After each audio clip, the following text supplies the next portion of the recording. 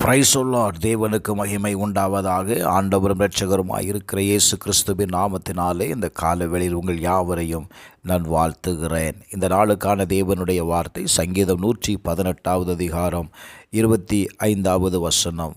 கர்த்தாவே இரட்சியும், கர்த்தாவே காரியத்தை வாய்க்க பண்ணும். எனக்கு அன்பான தேவனுடைய ஜனமே, கர்த்தருடைய வார்த்தை இந்த காலவேளையில் நமக்கு நேராய் கடந்து வருகிறது. நம்முடைய காரியங்களை கர்த்தர் இன்றைக்கு வாய்க்க பண்ண போகிறார். சங்கீதக்காரனாகிய தாவீது சொல்லுகிறான், என்னை இரட்சியும், என் காரியத்தை வாய்க்க பண்ணும். அநேக நேரத்தில் நம்முடைய காரியங்கள் வாய்க்காததுனால நாம் மனச்சோர்வு அடைந்து விடுகிறோம், அல்லது தேவன் மேல் நாம் வைத்திருக்கிற நம்பிக்கை குறைந்து போகிறது. நாம் எவ்வளவு ஜெபித்தும் நம்முடைய காரியம் ஏன் வாய்க்காமல் இருக்கிறது?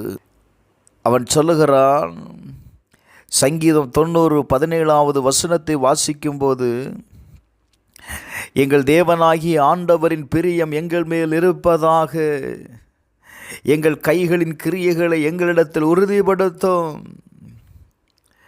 ஆம், எங்கள் கைகளின் கிரியையை எங்களிடத்தில் உறுதிப்படுத்தி அருளும். ஆண்டவரே, உம்முடைய பிரியம் எங்கள் மேலே இருக்கட்டும். நீங்கள் என் மேலே நீங்கள் பிரியமாக இருந்தீங்கன்னா நான் கையிட்டு செய்கிற எல்லா காரியங்களும் ஆசீர்வாதமாய் மாறும். Glory to God. இந்த கால வேளையில் ஆண்டவர் உங்கள் மேல் பிரியமாய் இருப்பதற்கு நான் என்ன செய்ய வேண்டும்? தாவீது ஆண்டவருக்கு பிரியமான ஒரு மனிதனாய் இருந்ததுனால என்ன நடந்ததுன்னு தெரியுமா? சங்கீதம் 22:21 வாசிக்கும்போது, என்னை சிங்கங்களின் வாயிலிருந்து இரட்சியும், நான் காண்டாமிருகத்தின் கொம்புகளில் இருக்கும்போது எனக்கு செவி கொடுத்தருளினீர்.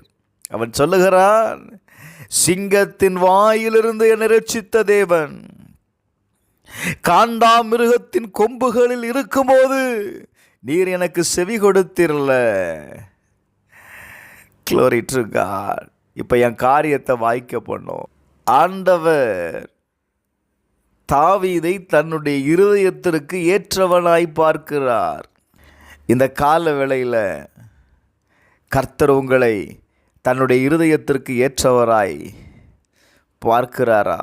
தாவீது தேவனுடைய இருதயத்திற்கு ஏற்றவனாய் மாறுவதற்கு காரணம், தேவன் விரும்புகிற ஒரு காரியத்தை அவன் செய்தாங்க.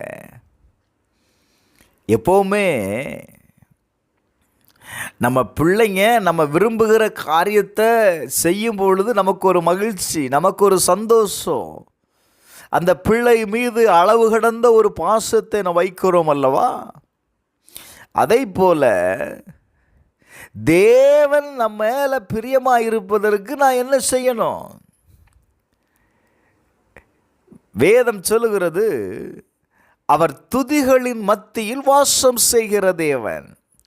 ஸ்தோத்திரம். அப்ப நம்ம ஆண்டவரை துதிக்கும் பொழுது, நீ துதிக்கிற பாத்திரமாய் மாறும் பொழுது ஆண்டவர் உன்னை பிரியப்படுகிறார். ஆண்டவருடைய பிரியம் உங்க மேல வந்துருச்சு அப்படின்னா, எனக்கு அன்பானவர்களே, நீங்க செய்கிற காரியங்கள் எல்லாம் வாய்க்கும். ஒரு ஆமேன் சொல்லலாமே. இன்னைக்கு ஆண்டவர்கிட்ட ஒப்பு கொடுங்க. ஆண்டவரே, நான் செய்கிற காரியம் வாய்க்கட்டும்.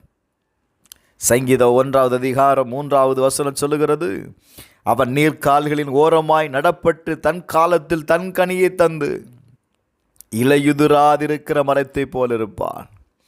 அவன் செய்வதெல்லாம் வாய்க்கும். கர்த்தர் உங்களோடு பேசுகிறார். நீ செய்கிற காரியம் வாய்க்கும். இரவும் பகலும் கர்த்தருடைய வேதத்தில் பிரியமாயிருக்கும் பொழுது, வேதத்தை தியானம் செய்யும் பொழுது நீ ஆசீர்வதிக்கப்படுகிறாய். நீ செய்கிற காரியம் வாய்க்கும். இன்றைக்கு ஆண்டவருடைய காலை வேளையில் உன்னோடு பேசுகிறார். கர்த்தரை துதி, கர்த்தருடைய வேதத்தில் தியானமாயிரு. உன் வழிகளை நீ வாய்க்க பண்ணுவாய். பரலோக பிதாவே, இயேசுவின் நாமத்தில் இந்த கால வேளையில் உம்மை நோக்கி ஜெபிக்கிற, உம்மை துதிக்கிற, உம்முடைய வேதத்தில் பிரியமாய் இருக்கிற ஒவ்வொருடைய வழிகளையும் நீர் வாய்க்க பண்ணுகிறதற்காய் ஸ்தோத்திரம். இயேசுவின் நாமத்தில் ஜெபிக்கிறேன் பிதாவே, ஆமென்.